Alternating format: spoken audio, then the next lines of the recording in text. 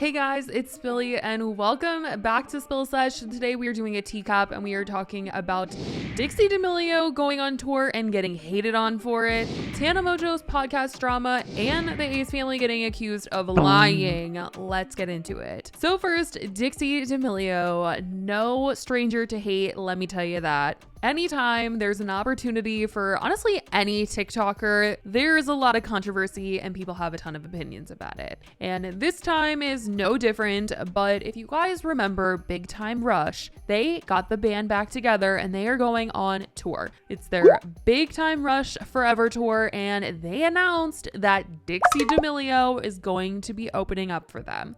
And let me tell you guys, people had a lot to say about it. They had a lot of feelings about it. Lattes, it's coming in. Okay, who wants to go on tour? Sure. Yeah, sounds fun.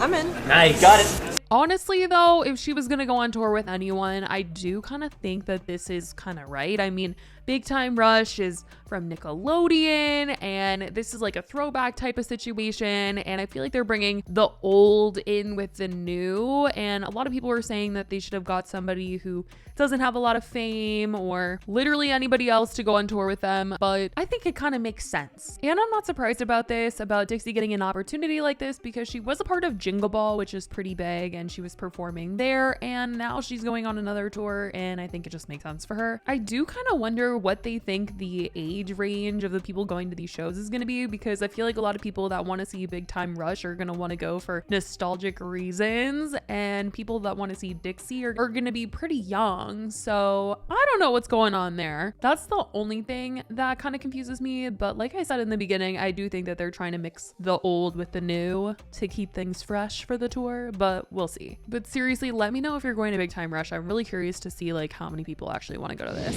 Let's get into Tana and her podcast drama. Last week I said that Tana was pretty upset because she was venting about the fact that her Instagram was almost about to get deleted. She had her account restricted because of the kind of content that she was posting on there. She was trying to get it back, and she posted this long TikTok venting about it, and somebody commented on her TikTok just caring about the podcast. They were like, where is the new podcast episode? And she was like, I literally am in a crisis right now and all anybody cares about is the podcast. And so it just seemed like the podcast wasn't coming anytime soon. And I honestly didn't know if it was going to be like a new season type of deal or if it was done because it had been almost a month since she posted the last episode. Well, we finally got an update because Brooke tweeted out, we set our podcast recording days next week and I'm going to tell you all my secrets to make up for a break. To which Tana quote tweeted and said, and guys, please stop coming for us for being gone. Like we just chose to do that or are lazy. The things that happened were out of our control, nor did we ever establish how frequently we'd be uploading. If we could have been podcasting, we would have, but we're excited to come back. And someone actually noted that in one of the episodes recently, Tana said that they were back to weekly episodes after the holidays. Take a break and didn't tell anyone. We just like both were doing family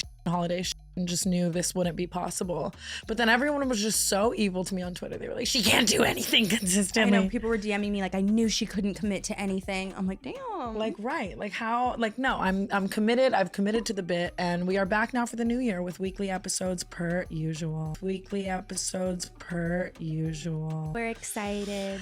So she definitely said they were doing weekly episodes, but I totally get it. A podcast is a lot and a break is definitely needed sometimes. Plus it's Tana and consistency isn't really always there. Just look at her YouTube channel these days. But people wanted to come back and it sounds like they are working on it. And Tana being like, guys, please stop coming for us. She's definitely overhearing about the podcast. So that is what's going on with Tana. Let's get into this Ace family situation because honestly, you guys, I can't believe it. I literally cannot believe this. This is crazy. So as we know, we have talked about it before. The Ace family moved out of their multi-million-dollar mansion after it foreclosed. They came out with a video saying the house was unlivable, no gas or hot water. They didn't have the certificate of occupancy, which made everything really hard for them. It made them not be able to get a loan, and that's how they weren't able to pay off the house because towards the end, they needed to get a new loan because whoever they got the loan from originally was like, deal's off the table, we don't want to do it anymore. And because they didn't have a certificate of occupancy, they basically were trying to say that they couldn't get a new loan, so they had to move out. We never got it. We still do not have it. We never got a certificate of occupancy. We are not legally be able to be occupants in our home that we've been paying for, that we purchased for almost 3 years. We have never had a certificate of occupancy. Real quick, just so you guys know, we as buyers are unable to get the certificate of occupancy. Like, we can't do shit about No, that. it's the city. It's the city. But I'm gonna go in it's on the that builder. later. It's everything that she's talking about regarding the people who are involved. You can have in a screwing billion. You us. can have $1 billion. You cannot pay for a certificate of occupancy. And they were like, it's not because we didn't pay our bills. We would never not pay our bills. It's because we didn't have the certificate of occupancy, so we couldn't get a loan. Which means you couldn't pay your bills, because if you can't get a loan, then you can't pay your bills. That they don't want to do it anymore. Like, they don't want to like keep. They don't want to. They don't want to be the lenders anymore. Yeah, they don't want to be the lenders anymore. Like, basically, like, go find somebody else. And I'm like, but I can't find somebody else because I don't have certificate of occupancy. No one's gonna do it for me. So then I'm like, whatever. You know what? I'm just gonna freaking keep living my life, keep doing what I do. Just freaking be positive. Just stay positive, Catherine. Stay positive. And then one day, I'm on like Instagram or something and someone goes, why is your house under foreclosure? But anyway, the house was merely for aesthetic purposes, and everybody pretty much found out in the end that they lived in this just to flaunt it, because living in it was not fun at all. I mean, no hot water, no gas. She said they were cooking on burners. Seriously, the house sucks. And all these real estate agents in Los Angeles are making that extremely clear, because the house is up for sale right now. And a ton of people have been going to the house, filming inside of it, showing it off. And let me tell you, there's cracks in the ceiling. They're saying that the layout of the house is completely just confusing. Nothing flows, nothing makes sense. It's just a mess.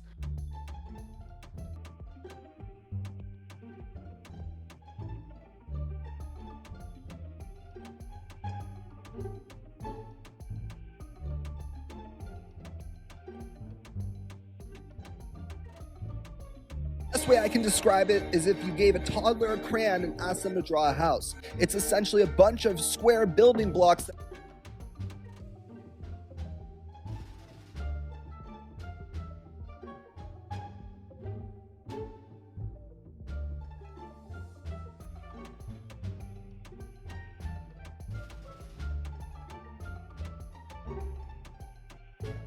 And it's just very clear that the Ace family lived there because they love flaunting their money, as they've done so many times over the last couple years. They love showing off luxury goods and this life that they have. So of course they wanted to stay in this house. But since all these real estate agents have been in the house, they've been making a ton of TikToks. The Ace family house is in foreclosure, and this is a great example of why it's so important to have good representation behind you in a transaction of this size. They took 2 homes and combined them to make one giant home. You'll see most of the appliances are gone, and there's things throughout the property that just shouldn't be there.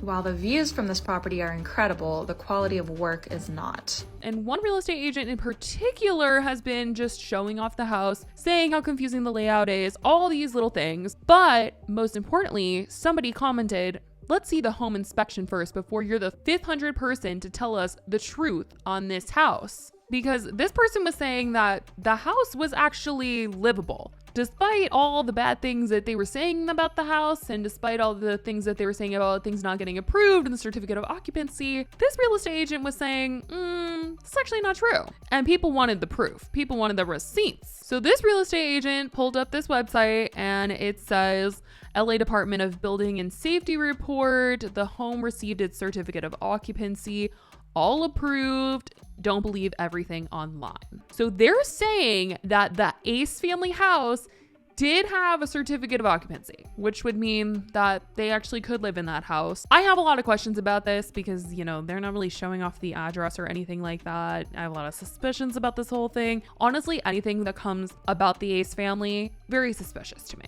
Everything is so backwards. Like, why couldn't you buy a house normally? I don't understand. A lot of people in the comments were seeing this and they were like, oh my gosh, Austin and Catherine lied about the certificate of occupancy because they didn't want to admit that they couldn't afford their house and that they stopped paying their bills and all this stuff. Someone said, yes, thank you. Can't believe how gullible people can be. At Ace family, so y'all lied to us. So Austin and Catherine lied to us. Everyone who believed the Ace family, clown. And somebody asked, when were they approved? Because they're like, oh, maybe it was just recently approved, and you know, ever since the Ace family moved out, then they got the certificate of occupancy. But they're saying 2019 it was approved. So that's that's a lot to process here. This family getting accused of lying, honestly, something that has happened many times before. I honestly don't know who's going to be buying this dump for millions and millions of dollars. I could honestly see somebody buying the land, knocking the whole thing down, and making multiple homes on this property because it's just so massive. Like, who the heck is going to live here? But I definitely want to know what you guys think about this and everything else we talked about today. I love you guys so much, and I will talk to you guys in the next video. Bye, guys.